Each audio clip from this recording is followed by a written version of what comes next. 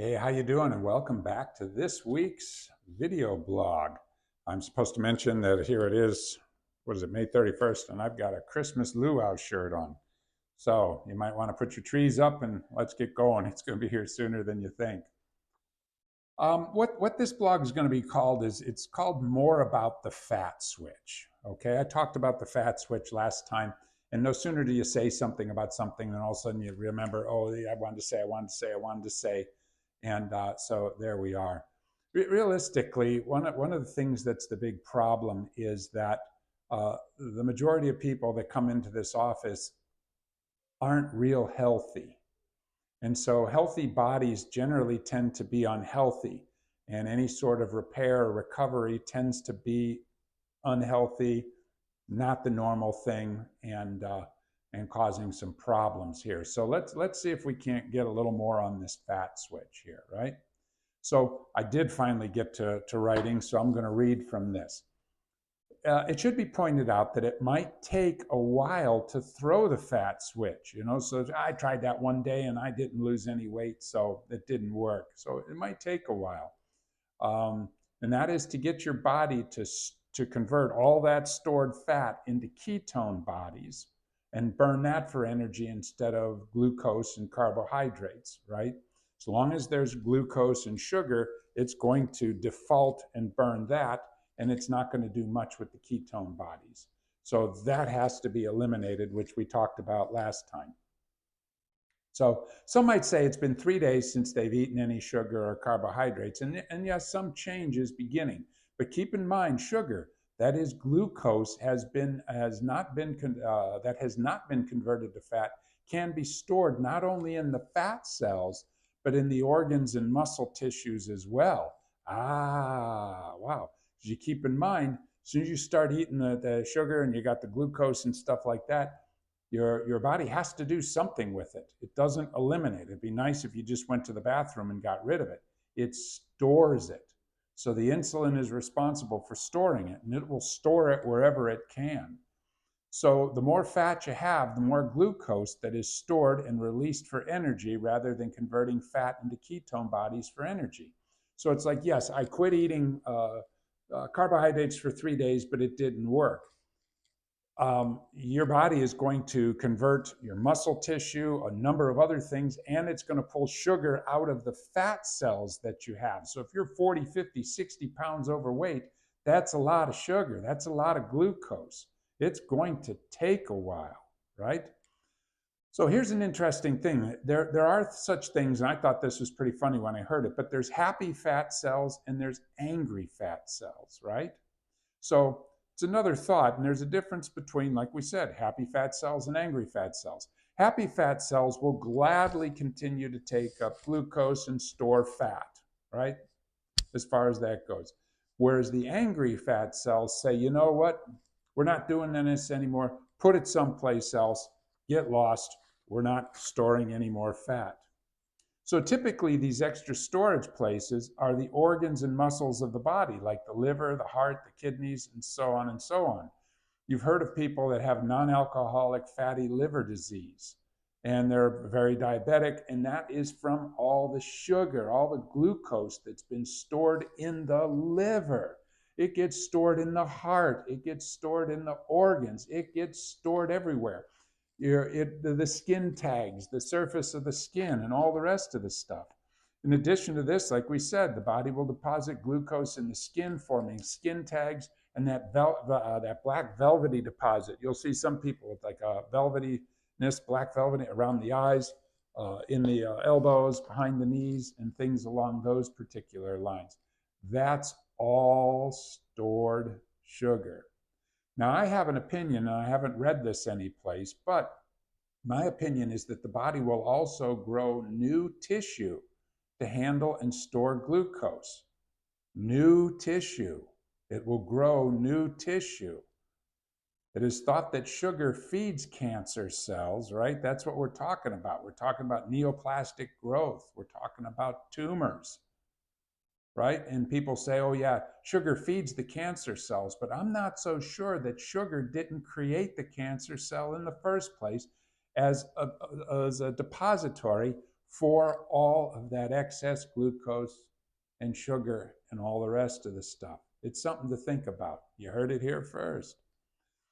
As you work to throw the fat switch, these fat reserves in the organs and muscles are the first to be defatted, as it were. So you won't see much change in your waistline, okay? So if you've got glucose stored in your heart, your liver, your kidneys, your spleen, your eyes, all over the place and everything else along those lines, that's the stuff that's got to be gotten rid of first before you'll ever see much change in your waistline, right?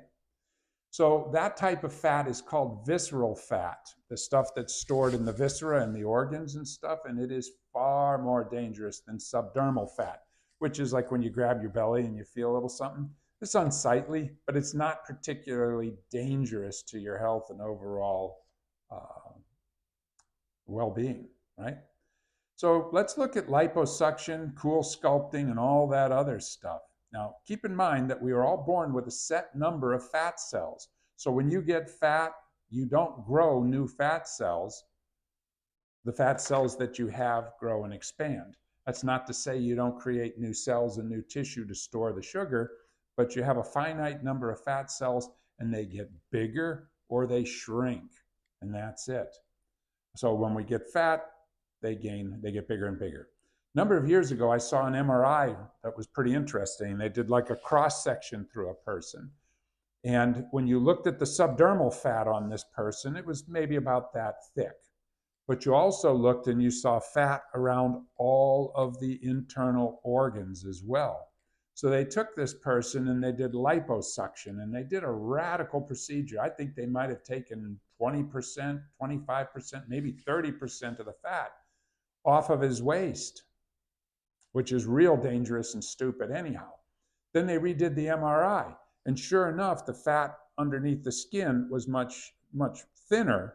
However, it didn't change any of the fat around any of the internal organs. And that is deadly. That, when you see something like that, that's the skinny fat guy. You've seen that guy walking along. Looks like he has a beach ball in his shirt. Skinny, skinny, skinny, but that beach ball. That's the fat around the organs that are pushing the belly and distending it outward. Dangerous, dangerous, dangerous. So that's the big problem that happens with liposuction and cool sculpting. Liposuction, they suck out the fat cells, and cool sculpting, they kill the fat cells. So what happens if you kind of go off the wagon, as it were, and you start to eat and gain a little bit more weight and everything? You don't have any more fat cells here. So it's going to put it on the back of your neck, on your forehead, your legs, behind your knees, your arms, all over, and it's going to grotesquely disfigure a person that had that, the cool sculpting and the liposuction. The other thing that's kind of hairy is you have to keep in mind that those fat cells are part of your hormonal system and your immune system. You do not, I repeat, do not want to get rid of fat cells. You want to shrink them by throwing the fat switch. And that's the best thing. You eliminate them, there goes your immune system. There goes your hormonal system. Big problem. And if you start eating and gaining weight, you're going to have back fat up and through here. It will grotesquely deform a person that did that. So that is a bad idea. So be patient. Eat in your time-restricted eating window. So if you're male, that's 8 to 9 hours. If you're female, that's 10 hours. And eliminate the grains, grain flours, the sugars, the polyunsaturated vegetable oils, and the trans fats. So eventually those hidden glucose reserves will be drained, and you will start converting stored body fat into ketone bodies.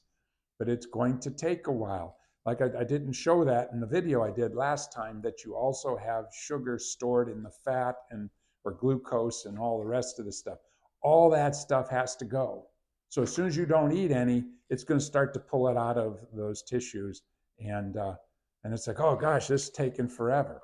Not really, considering the years and years it took to create. So be patient. We're always here to help you with the fat cells and losing weight. There is one other point I'd like to make real quick here. I was reading something, and I think the National Institutes of Health have an article if you want to go.